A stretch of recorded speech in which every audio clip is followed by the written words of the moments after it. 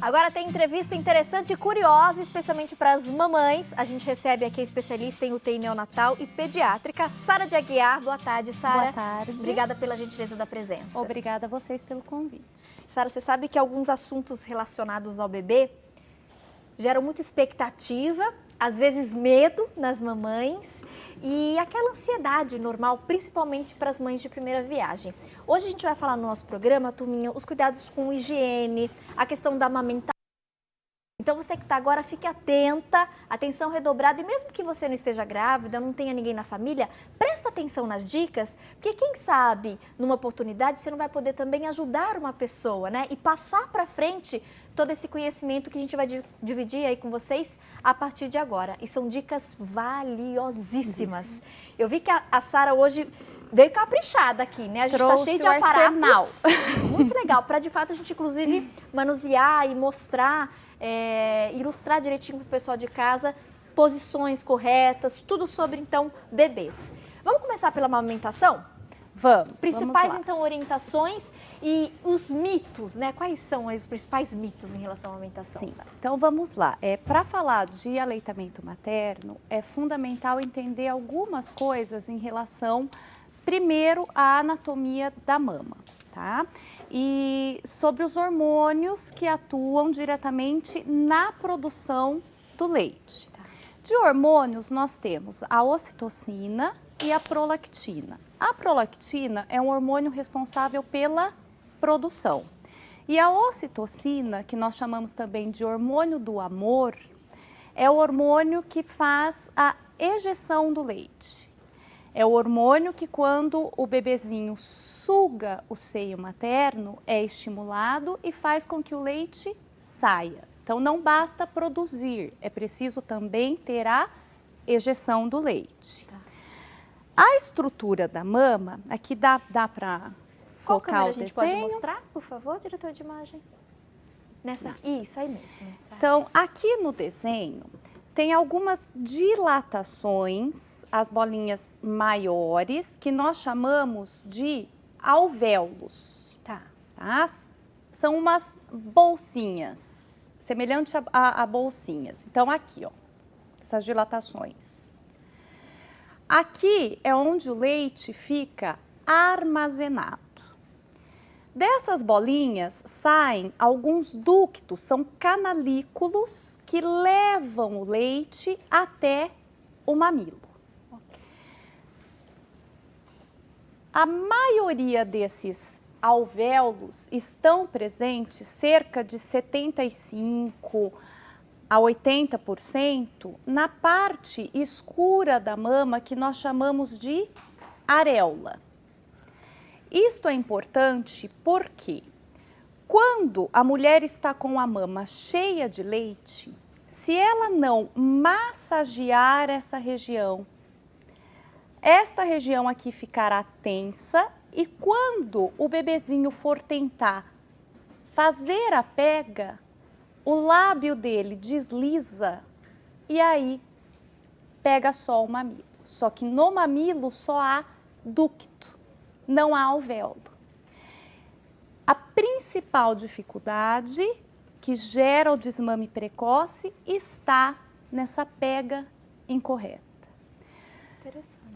A mulher, a descida do leite propriamente dito, ela acontece na primeira semana após o nascimento do bebê. Geralmente, nos 3 primeiros dias até o 4º dia, a mulher ela tem aquela, nós chamamos de secreção láctea, que se chama colostro.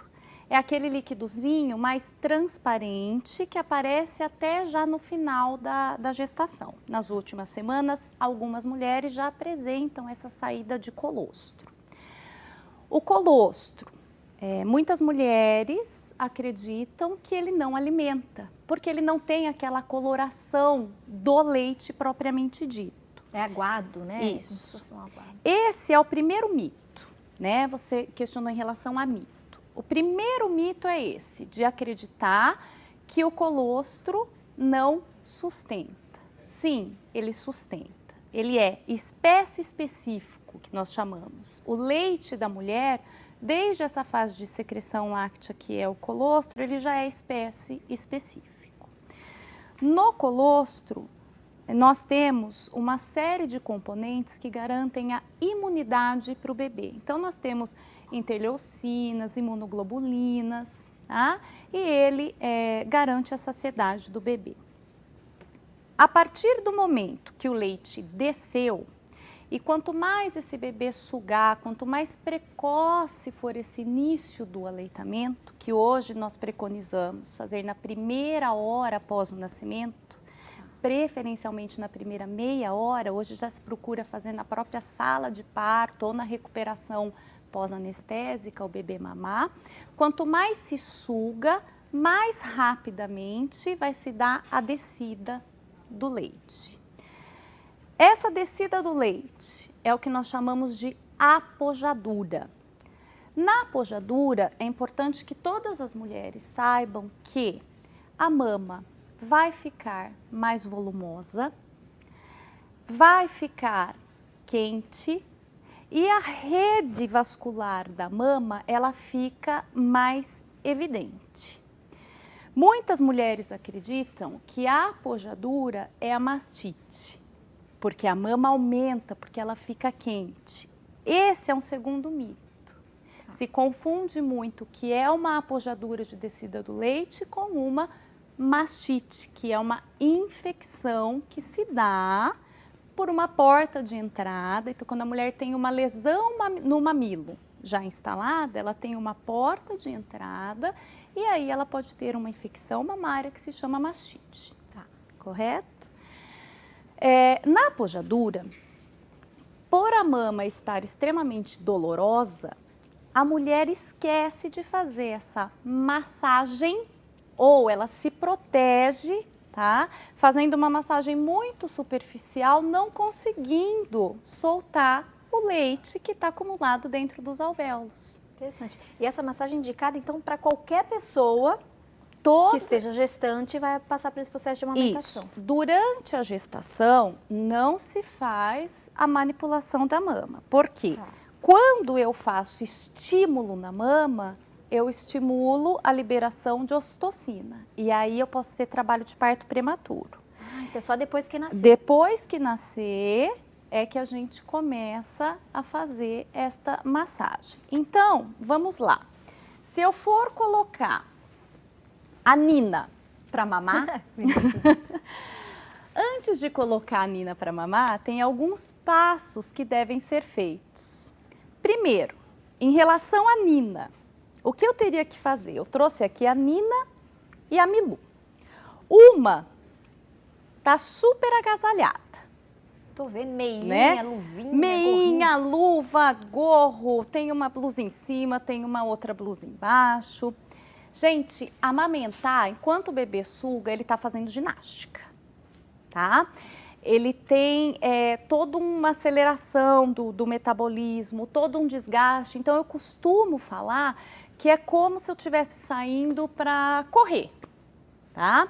Quando você sai para correr e está muito agasalhado, se eu fosse correr 5 quilômetros, muito agasalhado, eu corro 2, eu canso mais rápido. Então, também é necessário fazer o preparo do bebê. Um bebê, quando vai mamar, deve estar minimamente agasalhado, como a Milu. Por isso que eu já vi, inclusive, mãe deixando só com a fraldinha. Isso. O bebê sem roupinha, só com a fraldinha. Dia quente, até o bodezinho, a gente fala, não, é demais. Quando o bebezinho começa a sugar, ele começa a fazer essa ginástica. Se tiver muito agasalhado, o que que acontece? Suguei 10 minutos e já vou dormir. Só que eu ainda não estou satisfeito. Mas eu fiquei sonolento. Certo? Então, preciso desagasalhar o bebê. Se eu tiver que trocar a fraldinha, é o momento de aproveitar para trocar a fralda. Antes de dar Antes de dar o mamar. Né? Você aproveita e vai deixando o bebê mais ativo para mamar. É o bebezinho que vai acordar para trabalhar. Então, ele precisa estar bem desperto para mamar. E a questão das posturas, tem alguma dica? Tem, Sara? tem. Então, olha, bom, Para ele vamos lá. mamar melhor, né? Para Tem. facilitar esse processo para o bebê? Tem sim. Bom, para eu explicar isso, é importante se entender, primeiramente, que nós temos o leite anterior e o leitinho posterior. Leite anterior, resumidamente, é aquele que sai no início da mamata. Leite posterior é o que vem a seguir. O leite anterior, dentre outros componentes, ele é mais rico em água. Então, é o leite que vai matar a sede do bebê. Após esse leite anterior, eu tenho um leite que é mais rico em gordura. Então, é a feijoada que nós vamos dar para o bebê, tá? Dentre as posições para mamar, vou mostrar as mais comuns. Certo. Qual é a melhor posição? A melhor posição é a que dá conforto para a mãe e para o bebê. Eles vão se reconhecer e vão escolher a melhor posição para eles. Tá. Algumas possibilidades. Possibilidades. E aqui eu trouxe uma almofada de amamentação, mas não é imprescindível você ter uma almofada para amamentação. Se eu não tiver, eu posso usar travesseiros como apoio, tá? Para ficar confortável. Então, primeira posição que é a mais comum.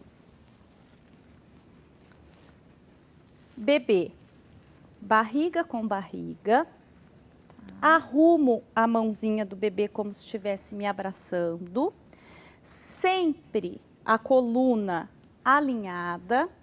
Costumo falar que se eu for me alimentar, eu não fico numa posição reta olhando para o outro lado. Eu tenho que estar alinhada. Certo. Mesma coisa com o bebê. Então, pescocinho com coluna. Apoio para o bumbum do bebê.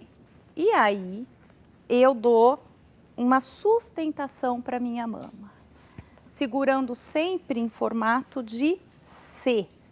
Nunca formato do que nós falamos de dedo de cigarrilha. Nunca fazendo isto aqui. Porque nunca faço esse V. Nunca esse V. Por quê? Faço o C. O C. Para levantar a mama para facilitar esse processo para o bebê. Isso, para facilitar a pega. É verdade. Esse movimento aqui eu já vi. É muito comum. Mas é errado. É errado porque... C é o movimento certo. Isso. Quando eu faço assim, duas coisas acontecem. Quando eu faço V. Uma, lembram-se dos ductos que eu falei, que são aqueles canalículos que vão até o mamilo? Eu bloqueio. Eu dificulto a passagem do leite quando eu faço esse V. Tá. Uma outra coisa, quando eu faço esse V, eu favoreço que o bebê pegue o quê? O meu mamilo. E só o mamilo e não a areola. Eu facilito para que ele faça a pega errada. Quando eu faço o C, eu ofereço para ele o meu mamilo juntamente com a areola. Okay. Correto? Então, essa é a primeira posição, que é a mais comum.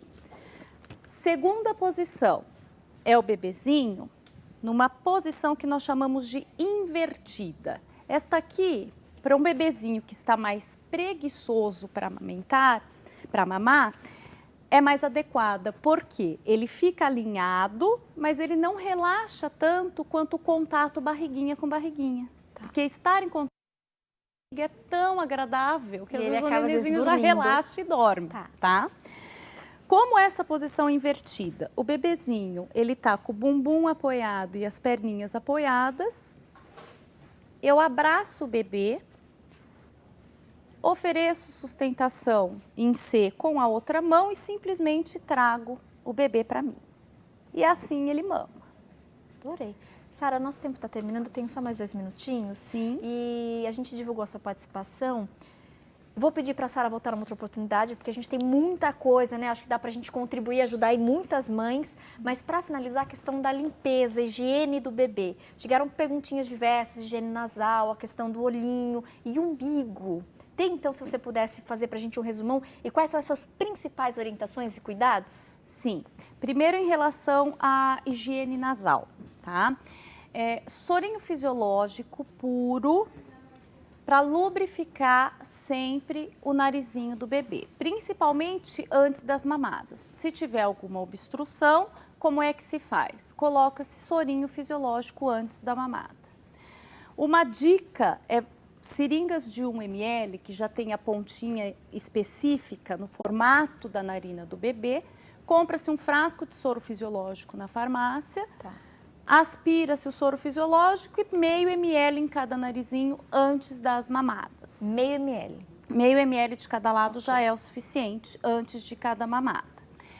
Higiene do olhinho. Ela pode ser feita também com sorinho fisiológico, mas aí, logicamente, um frasco para narina e um frasco para higiene ocular. Não misturar. Isso.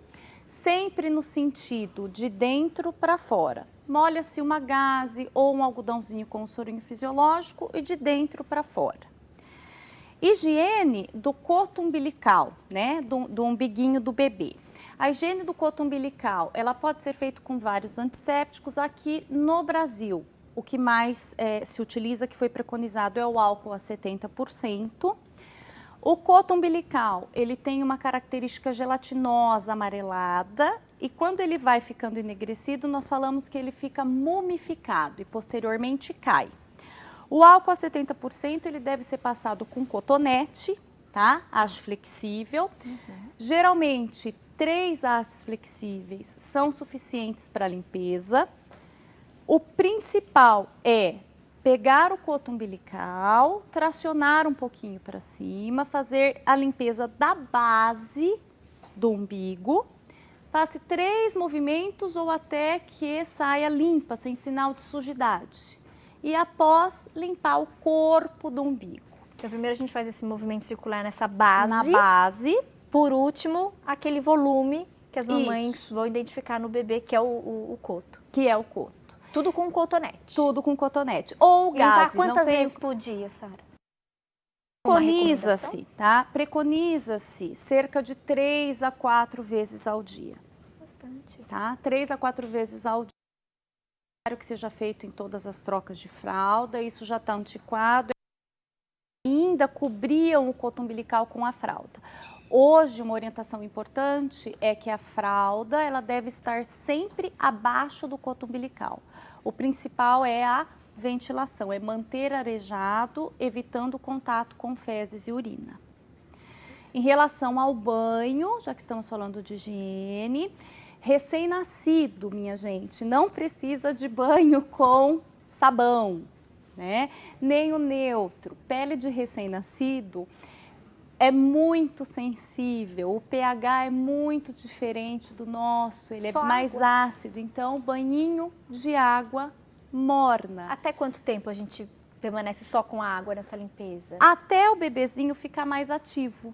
Quando um bebezinho já começa a ficar mais ativo, que geralmente é por volta dos 2 meses, já começa a interagir mais, naturalmente ele transpira mais. Aí a mamãe vai sentir essa E necessidade. aí a mamãe vai sentir essa necessidade. Então, é o banhinho com a água morna, com o objetivo mais de relaxamento do que limpeza. Que curioso, gente, adorei.